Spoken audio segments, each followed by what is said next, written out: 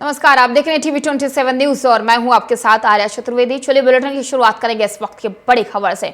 और आज एमपी दौरे पर रहेंगे प्रधानमंत्री नरेंद्र मोदी। प्रधानमंत्री नरेंद्र मोदी जबलपुर में रोड शो करेंगे। आचार संहिता लगने के बाद पीएम मोदी का ये पहला दौरा है। रोड शो में सीएम डॉक्टर मोहन यादव भी शामिल होंगे। 5000 से ज्यादा पुलिस कर्मियों को तैनात किया गया है। सुरक्षा के चाक चौबंद इंतजाम किए गए हैं। प्रधानमंत्री नरेंद्र मोदी आज जबलपुर दौरे पर रहेंगे। प्रधानमंत्री नरेंद्र मोदी का आचार संहिता लगने के बाद ये मध्य प्रदेश में पहला दौरा है, जहां पर तमाम तैयारियां की गई हैं। और आज प्रधानमंत्री नरेंद्र मोदी तमाम कार्यक्रमों में शामिल होंगे, रोड शो में शामिल होंगे। प्रधानमंत्री नरेंद्र मोदी के साथ सीएम भी इस रोड शो में शामिल होंगे। सुरक्षा के चाक चौबंद इंतजाम किए गए हैं। 5000 पुलिस कर्मियों को तैनात किया गया है। तो आपको बता दें कि प्रधानमंत्री नरेंद्र मोदी आज मध्य प्रदेश के जबलपुर में रोड शो करेंगे। तमाम तैयारियां कर ली गई हैं। आचार संहिता लगने के बाद प्रधानमंत्री नरेंद्र मोदी का ये पहला दौरा है। चुनावी बिगुल बज चुका है और आज प्रधानमंत्री नरेंद्र मोदी मध्य प्रदेश में चुनावी बिगुल फूकेंगे। तमाम तैयारियां पहले से कर ली गई हैं। कार्यकर्ताओं में एक अलग सा उत्साह देखने को मिल रहा है। और मध्य प्रदेश के जबलपुर में प्रधानमंत्री नरेंद्र मोदी रोड शो करेंगे और इसके साथ ही मध्य प्रदेश के सीएम डॉक्टर मोहन यादव भी इस दौरान प्रधानमंत्री नरेंद्र मोदी के साथ मौजूद रहेंगे। तमाम तैयारियां कर ली गई हैं। सुरक्षा के चाक चौबंद इंतजाम किए गए हैं। सुरक्षा के लिए 5000 पुलिस कर्मियों को तैनात किया गया है। हर तरफ सुरक्षा के कड़े इंतजाम किए गए हैं। और आज मध्य प्रदेश में प्रधानमंत्री नरेंद्र मोदी 2024 को लेकर बिगुल फूकेंगे। चुनावी प्रचार प्रसार उनके तरफ से किया जाएगा। रोड शो करेंगे जबलपुर में। तमाम तैयारियां पहले से कर ली गई हैं। कार्यकर्ताओं में एक अलग सा जोश देखने को मिल रहा है। दरअसल लगातार बीजेपी अपने मिशन को लेकर तत्पर है। अलग अलग राज्यों में लगातार प्रधानमंत्री नरेंद्र मोदी दौरा कर रहे हैं। और आज प्रधानमंत्री नरेंद्र मोदी 3 राज्यों के दौरे पर रहेंगे। लेकिन प्रधानमंत्री नरेंद्र मोदी मध्य प्रदेश के जबलपुर जाएंगे, जहां पर वो रोड शो करेंगे, जनता से रूबरू होंगे। और तमाम तैयारियां बीजेपी के कार्यकर्ताओं ने पहले से कर ली हैं। सुरक्षा के भी चाक चौबंद इंतजाम किए गए हैं। 5000 से ज्यादा पुलिस कर्मियों को सुरक्षा में तैनात किया गया है।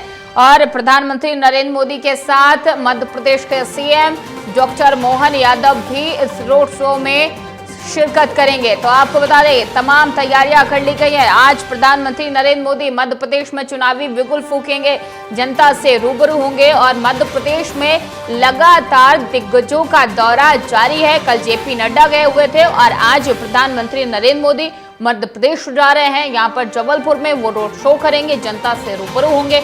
तमाम तैयारियां पहले से कर ली गई हैं। सुरक्षा के भी चाक चौबंद इंतजाम किए गए हैं। लेकिन जिस हिसाब से लगातार चुनाव को लेकर प्रधानमंत्री नरेंद्र मोदी अलग अलग राज्यों के दौरे पर हैं, अलग अलग राज्यों में जाकर वो जनता को साधने की कोशिश कर रहे हैं। चाहे फिर उत्तर प्रदेश की बात कर ली जाए, मध्य प्रदेश की बात कर ली जाए और राजस्थान की बात कर ली जाए, अलग अलग राज्यों में प्रधानमंत्री नरेंद्र मोदी जाकर जनता को साधने की कोशिश कर रहे हैं। उनकी तरफ से दौरे किए जा रहे हैं, रोड शो किए जा रहे हैं, चुनावी जनसभाएं भी की जा रही हैं। और बीजेपी लगातार अपने दिग्गजों को धरातल पर भेज रही है। अलग अलग राज्यों में ताबड़तोड़ दौरे बीजेपी के कद्दावर नेता कर रहे हैं। प्रधानमंत्री नरेंद्र मोदी आज मध्य प्रदेश दौरे पर रहेंगे। यहां पर वो मध्य प्रदेश के जबलपुर में रोड शो करेंगे, जनता से रूबरू होंगे। और तमाम तैयारियां कर ली गई हैं। और इस दौरान बीजेपी के कार्यकर्ता भी तमाम मौजूद रहेंगे। बात अगर कर ली जाए मध्य प्रदेश के सीएम डॉक्टर मोहन यादव भी इस दौरान प्रधानमंत्री नरेंद्र मोदी के साथ मौजूद रहेंगे। और अगर बात सुरक्षा की जाए तो सुरक्षा में लगभग 5000 से अधिक पुलिस कर्मियों को तैनात किया गया है। तो आपको बता दें कि प्रधानमंत्री नरेंद्र मोदी मध्य प्रदेश के जबलपुर दौरे पर रहेंगे। यहाँ पर आचार संहिता लगने के बाद प्रधानमंत्री नरेंद्र मोदी का ये पहला दौरा है। और लगातार मध्य प्रदेश में बीजेपी के कद्दावर नेताओं का दौरा जारी है। कभी जेपी नड्डा जाते हैं और आज प्रधानमंत्री नरेंद्र मोदी खुद मध्य प्रदेश पहुंच रहे हैं। मध्य प्रदेश के जबलपुर में वो रोड शो करेंगे। चुनावी जनसभा को लेकर तमाम तैयारियां कर ली गई हैं। जनता से रूबरू होंगे। और आगामी चुनाव को लेकर आज प्रधानमंत्री नरेंद्र मोदी मध्य प्रदेश के जबलपुर से चुनावी बिगुल फूकेंगे। तमाम तैयारियां, सुरक्षा के चाक चौबंद इंतजाम 5,000 से ज्यादा पुलिस कर्मियों को सुरक्षा में तैनात किया गया है और बीजेपी कार्यकर्ताओं में एक अलग सा उत्साह भी देखने को मिल रहा है। तो आपको बता दें कि प्रधानमंत्री नरेंद्र मोदी आज मध्य प्रदेश के जबलपुर दौरे पर रहेंगे। यहां पर वो चुनावी सभा के साथ रोड शो भी करेंगे और इस दौरान मध्य प्रदेश के सीएम डॉक्टर मोहन यादव भी प्रधानमंत्री नरेंद्र मोदी के साथ मौजूद रहेंगे। तो मध्य प्रदेश दौरा काफी अहम, बेहद अहम माना जा रहा है, क्योंकि लगातार मध्य प्रदेश में तमाम कार्यकर्ता, अदर पार्टीज के कार्यकर्ता बीजेपी का दामन थाम रहे हैं और मध्य प्रदेश में लगातार बीजेपी के दिग्गज नेताओं का दौरा जारी है। कभी जेपी नड्डा जाते हैं तो कभी तमाम दिग्गज नेता मध्य प्रदेश दौरे पर रहते हैं और आज प्रधानमंत्री नरेंद्र मोदी मध्य प्रदेश के जबलपुर में रोड शो करेंगे, जनता से रूबरू होंगे। तमाम तैयारियां पहले से कर ली गई हैं। बात अगर सुरक्षा की जाए तो लगभग 5,000 से ज्यादा पुलिस कर्मियों को सुरक्षा में तैनात किया गया है। ये तैनाती काफी अहम है और इस खबर पर अधिक जानकारी के लिए हमारी संवाददाता दीपा हमारे साथ जुड़ चुकी हैं। दीपा, प्रधानमंत्री नरेंद्र मोदी का ये दौरा कितना अहम माना जा रहा है, क्योंकि आचार संहिता लगने के बाद ये पहला दौरा है प्रधानमंत्री नरेंद्र मोदी का मध्य प्रदेश में। दीपा, देखिए, आज हम बात करते हैं मोदी जो है वो चुनावी प्रचार जी आएंगे मध्य प्रदेश का ये दौरा काफी महत्वपूर्ण माना जा रहा है कि दौरा हो रहा है। दौरे के कार्यकर्ताओं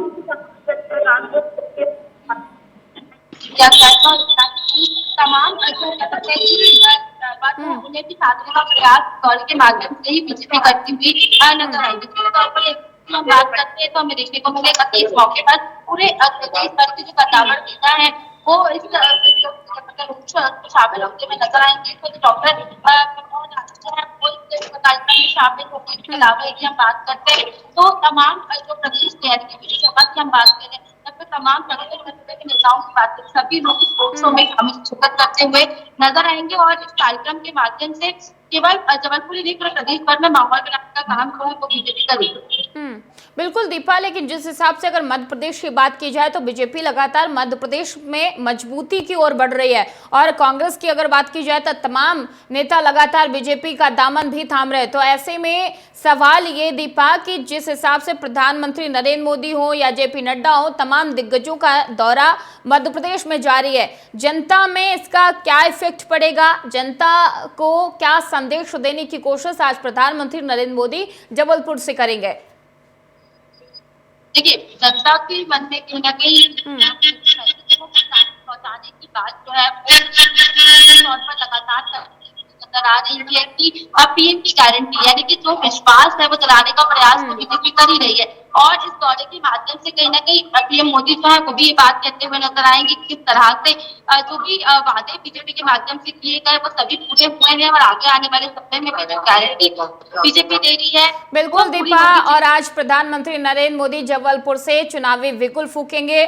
बने रहिए आप हमारे साथ, आगे भी आपका रुख करेंगे। और जीतू पटवारी का बालाघाट दौरा है, तो इस वक्त की बड़ी जानकारी हम आपको दे रहे हैं। जीतू पटवारी बालाघाट दौरे पर रहेंगे। कांग्रेस प्रत्याशी के लिए वो चुनाव प्रचार करेंगे, कार्यकर्ताओं के साथ बैठक करेंगे। जीतू पटवारी आज बालाघाट दौरे पर रहेंगे। यहां पर वो कार्यकर्ताओं के साथ बैठक, कांग्रेस प्रत्याशी के समर्थन में चुनाव प्रचार भी करेंगे और ये उनका दौरा काफी अहम माना जा रहा है। दरअसल जीतू पटवारी आज बालाघाट दौरे पर रहेंगे और कांग्रेस प्रत्याशी के लिए वो चुनाव प्रचार के साथ साथ कार्यकर्ताओं के साथ बैठक भी करेंगे।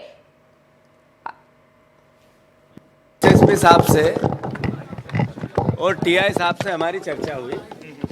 आज के समाचार पत्र और मीडिया में ज्वलंत मुद्दा है कि सरकार के एक मंत्री के परिवार के लोगों ने आतंक मचा दिया और बेटा फ्री घूम रहा है।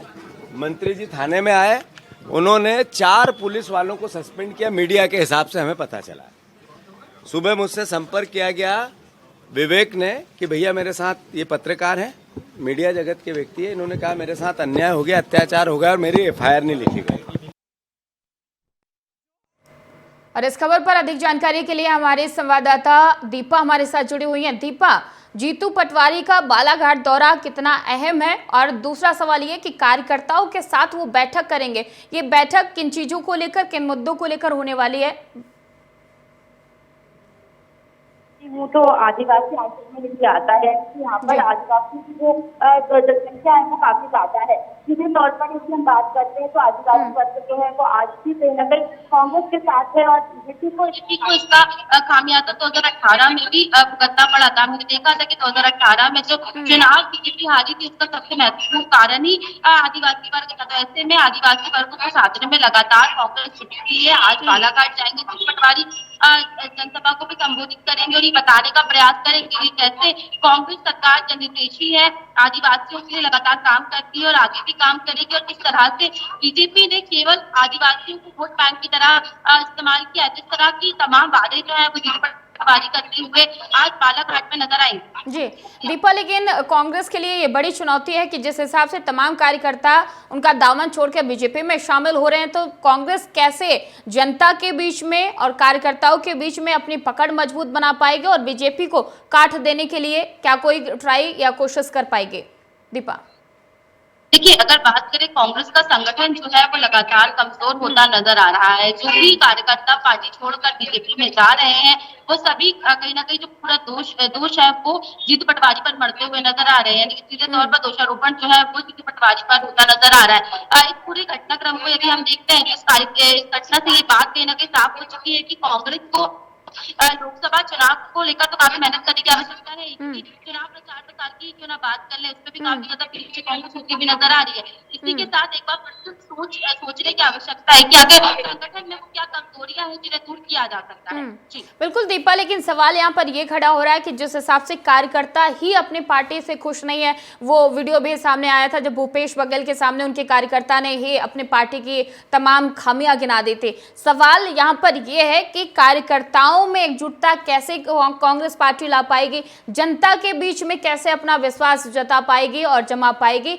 ये काट करने के लिए क्या कोशिशें कांग्रेस की तरफ से की जा रही है और इन मुश्किलों से कैसे निजात कांग्रेस को मिल पाएगी, ये बड़ा सवाल है। दीपा जी, देखिए, अगर बात करते हैं तो सबसे पहले कांग्रेस का संगठन काफी ज्यादा कमजोर है। यदि कार्यकर्ता ही शिकायत करते नजर आ रहे हैं, यदि कार्यकर्ता कह रहे हैं कि उन्हें न्याय नहीं मिल रहा, उनको शिक्षा हो रही है, तो हम अंदाजा लगा सकते हैं कि जनता के बीच में क्या माहौल होगा। इस तरह से लगातार तमाम कार्यकर्ता पार्टी छोड़कर जा रहे हैं, इससे गलत मैसेज जो है वो जनता के बीच में जा रहा है और एक जो विश्वास था कांग्रेस के प्रति वो कहीं ना कहीं जनता के बीच में खत्म होता नजर आ रहा है। ऐसे में निश्चित तौर पर कांग्रेस के सामने एक बड़ी चुनौती है कि लोकसभा चुनाव में एक अच्छी परफॉर्मेंस भी लाना, अपने कार्यकर्ताओं में विश्वास लाना और जनता में भी विश्वास लाना।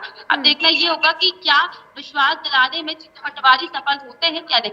बिल्कुल दीपा, लेकिन सवाल ये खड़ा हो रहा है कि आज जो ये कार्यकर्ताओं के साथ जीतू पटवारी बैठक करेंगे, क्या यही संदेश देने की कोशिश है कि कार्यकर्ताओं की अभी भी पार्टी में इंपॉर्टेंस है और यही वजह है कि आज वो बैठक करके और उन्हें एक संदेश देने की कोशिश भी उनके तरफ से की जाएगी? दीपा देखिए, अगर बात करते हैं तो जहाँ पर कार्यकर्ताओं के साथ लगातार संवाद करते पटवारी नजर आते हैं, उनका ये कहना है कि तमाम कार्यकर्ता जो है वो आज की पार्टी के साथ है। वो नेता जिन्हें पार्टी ने सब कुछ दिया लेकिन इसके बाद भी वो उपेक्षित महसूस कर रहे हैं, वही सब केवल पार्टी छोड़कर जा रहे हैं, लेकिन कार्यकर्ता जो है वो आज भी कांग्रेस के साथ में है। इस तरह की बातें हालांकि कांग्रेस जरूर कर रही है। कल ही हमारे सामने तस्वीर भी सामने देखा कि 1 लाख से ज्यादा कार्यकर्ताओं ने पार्टी ज्वाइन की, बीजेपी पार्टी को ज्वाइन किया और लगातार संगठन जो है वो कांग्रेस का कमजोर होता नजर आ रहा है। ऐसे में एक बड़ी चुनौती कहीं ना कहीं जीतू पटवारी के सामने खड़ी है।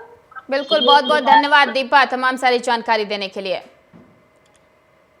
और प्रियंका गांधी वड्रा का बयान सामने आया है जहां उन्होंने कहा है कि मैं देश के एक एक नागरिक से आग्रह करती हूं कि ये चुनाव अपने मुद्दों पर लड़िए। जो आपके जीवन का अनुभव है वही सत्य, जो आपके इश्तेहारों में और टीवी पर होर्डिंग्स में दिखाई दे रहा है वो सच्चाई नहीं है। और अब तक आप अपने अनुभव, अपने सत्य पर फैसला नहीं करेंगे तब तक हालात नहीं बदलेंगे और आप चुनाव आपका होना चाहिए। ये चुनाव इस देश के लिए, इस देश की धरती के लिए, लोकतंत्र के लिए और संविधान को बचाने के लिए होना चाहिए। और झांसी में एक बार फिर से खबर का बड़ा असर देखने को मिला है। बता दें कि 23 मार्च को पूर्व प्राचार्य डॉक्टर जगदीश सिंह सोमवंशी की बेटी का शव फंदे पर झूलता मिला था और जिसके बाद पुलिस ने शव को कब्जे में लेकर मामले की जांच पड़ताल शुरू कर दी थी। बता दें कि पुलिस की जांच में पता चला कि मृतका का एक युवक से प्रेम प्रसंग चल रहा था। प्रेमी ने उसे अपने जाल में फंसाकर लगभग 50 से 52 लाख के गहने हड़प कर ब्लैकमेल कर रहा था, जिससे परेशान होकर युवती ने फांसी लगाकर आत्महत्या कर ली। फिलहाल पुलिस ने आरोपी प्रेमी को गिरफ्तार कर जेल भेज दिया है। रानीपुर में एक प्रार्थना पत्र प्राप्त हुआ था, जिसमें आवेदक द्वारा यह आरोप लगाया गया था कि उसकी पुत्री से कस्बा मऊरानीपुर का रहने वाला चंद्रमणि चतुर्वेदी द्वारा गुमराह करके कुछ गहने ले लिए गए थे, और जब इनकी पुत्री द्वारा गहनों की मांग की गई तो उसके द्वारा गहने को वापस करने से मना कर दिया गया। इससे क्षुब्ध होकर आवेदक की पुत्री द्वारा सुसाइड कर लिया गया था। देवरिया बीजेपी सदर विधायक डॉक्टर शलभमणि त्रिपाठी ने अपने आवास पर पत्रकारों से वार्ता करते हुए इंडिया गठबंधन पर निशाना साधते हुए कहा कि यह गठबंधन नहीं ठगबंधन है, और इसके साथ ही उन्होंने कहा कि हम सभी ने रामलीला मैदान में भ्रष्टाचार का भाईचारा देखा है। हमने देखा है कि भ्रष्टाचारी किस घमंड से अपने भ्रष्टाचार को जस्टिफाई करते हैं। इंडिया गठबंधन के भ्रष्टाचारी मोदी पर चाहे जितने हमले कर ले, लेकिन वो रुकने वाले नहीं है। ये घोटालेबाजों की बारात है, जहां सब मिलकर देश को लूटना चाहते हैं। और आज जब मोदी जी की सरकार कार्रवाई कर रही है, आज जब भ्रष्टाचारियों के खिलाफ कार्रवाई हो रही है, तो एक प्रकार की बौखलाहट नजर आ रही है। और इसलिए हम कहते हैं कि ये पूरा चुनाव ईमानदार सरकार बनाम भ्रष्टाचारियों के गठबंधन से है। एक एक व्यक्ति भ्रष्टाचारी है। पूरा इंडी गठबंधन आप उठाकर देख लीजिए, हर एक व्यक्ति का जो चरित्र है, उस चरित्र के बीच सामने आपको 2, 4, 10 मामले भ्रष्टाचार के नजर आएंगे। कोई भी हो, केजरीवाल हो, संजय सिंह हो, मनीष सिसोदिया हो, लालू प्रसाद यादव हो, समाजवादी पार्टी के नेता हो, एक एक व्यक्ति के सामने आपको भ्रष्टाचार के मामले नजर आएंगे। और इसलिए देश की जनता कल की इनकी रैली देखकर हतप्रभ है कि जो लोग ईमानदारी की कसमें खाते थे। इसी रामलीला मैदान से अरविंद केजरीवाल ने अपना आंदोलन शुरू किया था, ईमानदारी का आंदोलन, कि हम ईमानदार सरकार लेकर आएंगे। लेकिन उसी रामलीला मैदान पर कल जो नुमाइश हुई है, कल जो तमाशा हुआ है, भ्रष्टाचारियों का जो पूरा एक समूह खड़ा हुआ है, उसको देखकर देश की जनता समझ चुकी है कि ये पूरा जो आने वाला समय है, 2024 का जो चुनाव होने जा रहा है, एक ईमानदार नेतृत्व जो श्री नरेंद्र मोदी जी के नेतृत्व में है, उसके बनाम भ्रष्टाचारियों का मुकाबला है। और देश की जनता इन भ्रष्टाचारियों को समय आने पर जरूर जवाब देगी, इनका जरूर हिसाब किताब करेगी। 28 मार्च की रात मेडिकल कॉलेज में हार्ट अटैक से माफिया मुख्तार अंसारी की मौत हो गई थी। परिजनों ने मुख्तार को जहर देने का आरोप लगाया था, लिहाजा अगले ही दिन न्यायिक और मजिस्ट्रेट ने जांच शुरू कर दी थी, और अब तक जेल की बैरक, खाने पीने के सामान और मुख्तार को दी जाने वाली दवाइयों की जांच हो चुकी है। जरूरत के मुताबिक नमूने लेकर उन्हें जांच के लिए भेजा गया है। अभी मेडिकल कॉलेज में मुख्तार को मिले इलाज की जाँच बाकी है। सूत्रों के अनुसार इसके साथ ही जांच टीमें अब मुख्तार के परिजनों से बयान लेने की तैयारी में जुटी हुई हैं। जल्द ही जेल प्रशासन पर आरोप लगाने वाले मुख्तार के भाई अफजाल और बेटे उमर को गाजीपुर से बुलाया जा सकता है। अब देखना होगा कि दोनों बयान दर्ज कराने आते हैं या फिर कोर्ट का सहारा लेते हैं। जिला निर्वाचन अधिकारी अखंड प्रताप सिंह ने लोकसभा सामान्य निर्वाचन 2024 के दृष्टिगत कलेक्टर में स्थापित कंट्रोल रूम का औचक निरीक्षण किया। सी विजिबल आपको बता दें कि सी विजिल ऐप पर आदर्श आचार संहिता से जुड़ी 10 शिकायतें दर्ज हुई थी, और जिनका समयबद्ध निस्तारण कराया गया है। और आपको बता दें कि उप जिला निर्वाचन अधिकारी गौरव श्रीवास्तव ने निर्वाचन आयोग द्वारा जारी निर्देश के क्रम में बताया कि आयकर विभाग द्वारा एक कंट्रोल रूम स्थापित किया गया है, जिसका टोल फ्री नंबर 1800180750 तथा व्हाट्सएप नंबर भी दिया गया है, और उक्त नंबरों पर निर्वाचन को प्रभावित करने के उद्देश्य के लिए प्रयुक्त नकदी और काले धन संबंधी शिकायतें दी जा सकती हैं।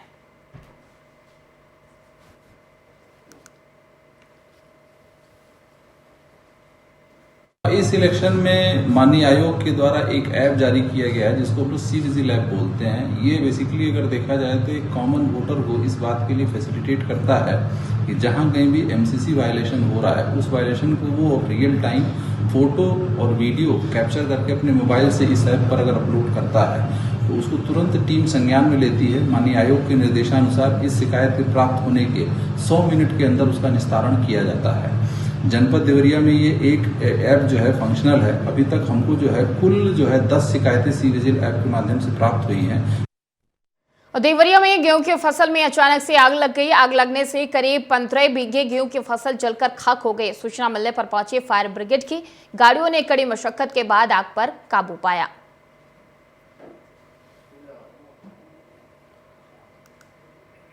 तो आपको बता दें कि गेहूं की फसल में आग लग गई है। देखते ही देखते आग ने विकराल रूप ले लिया। लगभग 15 बीघे गेहूं की फसल में आग लग गई है और बताया जा रहा है कि पूरी तरीके से आग लगने से गेहूं की फसल जलकर खाक हो गई है। हालांकि मामले की जानकारी जैसे ही ग्रामीणों को मिली, ग्रामीणों ने आग पर बुझाने की पूरी कोशिश की है और लेकिन फायर ब्रिगेड ने आग पर कड़ी मशक्कत के बाद काबू पाया है और 15 बीघा लगभग बताई जा रही कि लगभग 15 बीघा गेहूं की फसल जलकर खाक हो गई है। और खबर कासगंज से है जहां तेज रफ्तार का कहर देखने को मिला है। बता दें कि बाइकों की आपस में भिड़ंत हो गई है जिसमें एक युवक की मौके पर मौत हो गई, दूसरा बाइक सवार गंभीर रूप से घायल हो गया है। फिलहाल पुलिस ने शव को पोस्टमार्टम के लिए भेज दिया है। मामले की जांच भी शुरू कर दी है। अतर सिंह जी बताइए क्या है पूरा मामला?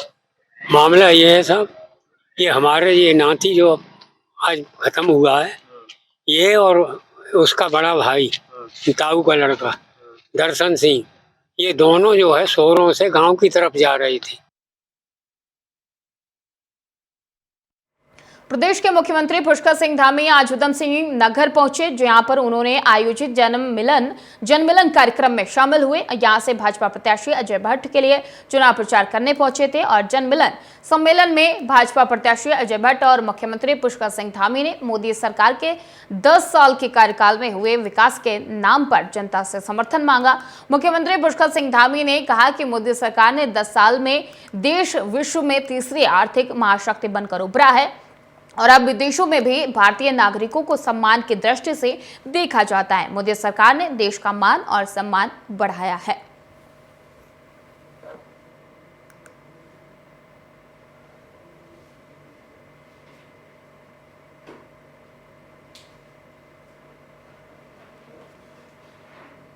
पांचों सीटें इस बार बड़े प्रचंड बहुमत से जीतेंगे और इस सीमांत क्षेत्र से भी एक रिकॉर्ड बनेगा। इस बार मोदी जी को प्रधानमंत्री बनाने के लिए हर एक व्यक्ति आज अपना योगदान देना चाहता है, अपना समर्थन देना चाहता है, अपना वोट देना चाहता है। तो यहाँ भी दिखाई दे रहा है हजारों लोग आज सभाओं में भी आ रहे हैं, समर्थन भी दे रहे हैं और जोश और जुनून भी पैदा कर रहे हैं।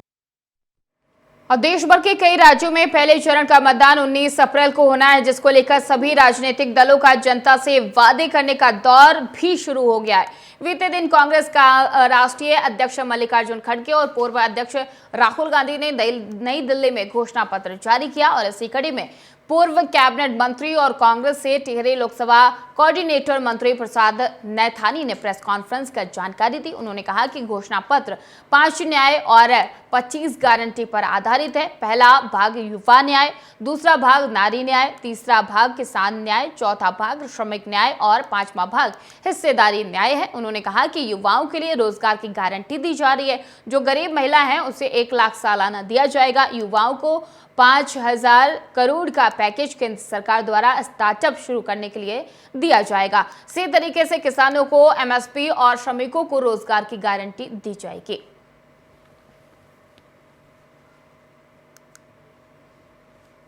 पांच जो मुद्दे हैं उन देखिए, हमारी जो कांग्रेस पार्टी का जो गारंटी कार्ड है, जैसे मोदी जी कहते हैं हमारी गारंटी, कांग्रेस की गारंटी 25 गारंटियां हैं जिसमें 5 भाग हैं।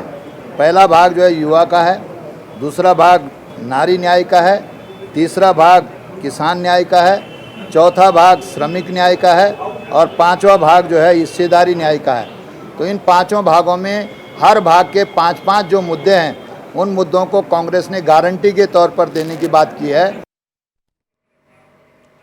और फिलहाल बुलेटिन में इतना ही। देश और दुनिया की तमाम खबरों के लिए देखते रहिए TV 27 न्यूज़।